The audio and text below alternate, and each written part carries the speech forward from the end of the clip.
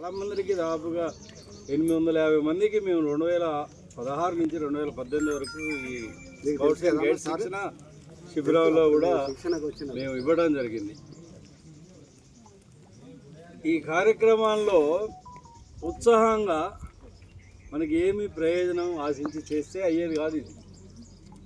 ఇదంతా వాలంటరీగా మనం ఈ దేశానికి ఎంతో కొంత చేయాలి.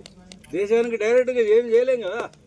మన విధి నిర్వహణ ఉపాధ్యాయులుగా మన పనిని మనం నిర్వర్తించుకుంటూ మనం మీకు ఇవ్వబడినటువంటి 32 మంది పిల్లలని తీర్చిదిద్ది వాళ్ళని ఈ గవర్నర్ అవార్డు దాకానో రాష్ట్రపతి అవార్డు దాకానో తీసుకుపోగలిగి మీ యూనిట్ని సక్రమంగా నిర్వహించగలిగితే మీ ఈ యొక్క విద్యుత్ ధర్మం నెరవేరినట్టుగా భావించడం జరుగుతుంది. అప్పుడు మీరు ఇప్పుడు ఈ ట్రైనింగ్కి రాకముందు ట్రైనింగ్కి వచ్చిన 1వ రోజు 2వ రోజు ఇప్పుడు ఇంకొక రోజు అయితే అయిపోతుంది. ఇప్పటికల్లా మీకు ఈ స్కౌట్స్ అండ్ గైడ్స్ అంటే ఏందో మొత్తం తెలిసినాలే. మరి ఇట్లాంటి కార్యక్రమంలో మనం ఇన్స్పైర్ అయ్యి ఫస్ట్ మీరు ఇన్స్పైర్ కావాలి. ఇప్పుడు మనం ట్రైనింగ్కి వచ్చినాం.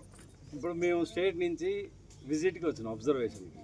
ఇప్పుడు మన టీచర్లు కొంతమంది మాకేం సంబంధం లేనట్టు కూర్చురాడు.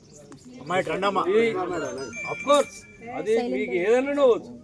It is not discipline, it is not obedience. మనం ఏం సేవ చేస్తాం? 10 minutes మ్యాక్సిమం 20 minutes, అంతకంటే ఎక్కువ స్పేర్ చేయాల్సిన అవసరం లేదు కదా.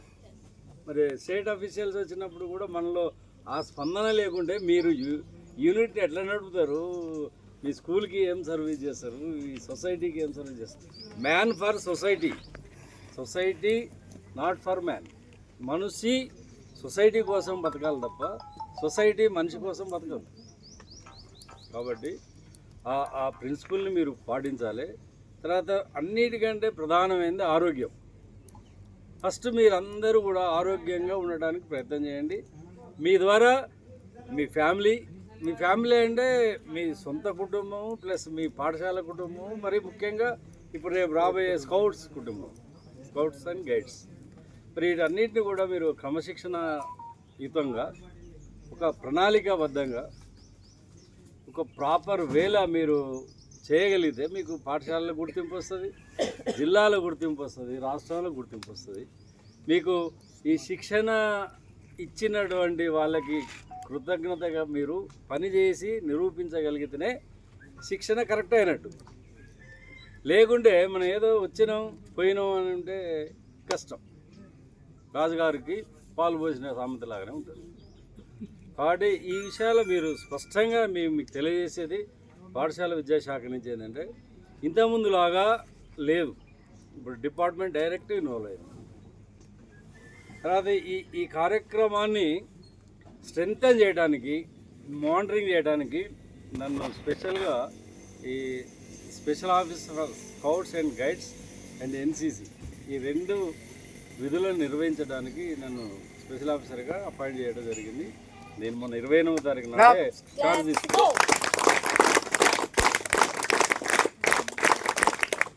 ఇంతేకాకుండా మీకు ఏదైనా చిన్న సమస్యలు మీ పాఠశాలలో అందరికీ గ్రాంట్ వచ్చిందమ్మా? అందరికీ యూనిఫామ్స్ దొరికినాయా? మీకు ఎందుకు రాలేదు? యూనిఫామ్? వై